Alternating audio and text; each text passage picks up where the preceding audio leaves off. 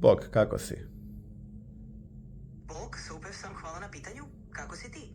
Možeš mi reći koji je ovo miš kojeg vidiš na kameri?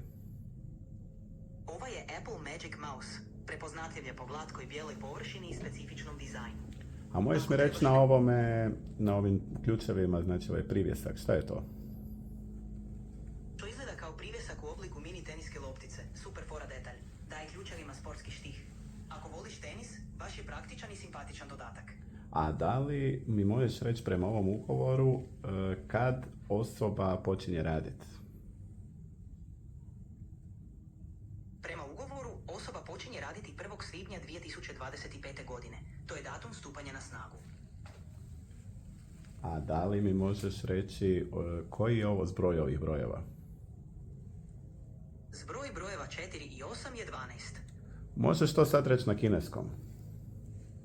Naravno, zbroj 4 i 8 je šijer. A koji je ovo proizvod i koliko on otprilike košta? Ovo je Dukat B-Active jogurt s okusom jagode. Cijena mu je obično oko 1 eura, ali može varirati ovisno o trgovini. A koliko on ima kalorija?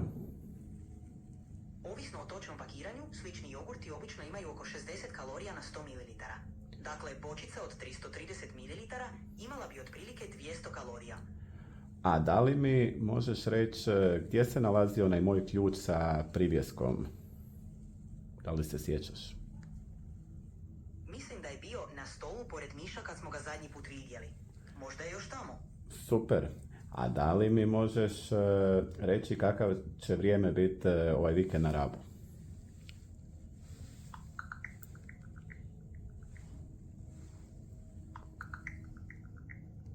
Prema prognozi za Rab ovaj vikend, u subotu 19. travnja, bit će djelomično oblačno s temperaturama oko 17 Celzija, u nedjelju 20. travnja očekuje se sunčano vrijeme s temperaturama oko 18 Celzija.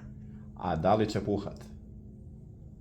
Prema trenutnoj prognozi, u subotu se očekuje umjeren jugozapadni vjetar, dok će u nedjelju biti slab do umjeren sjeverozapadni. Hvala ti.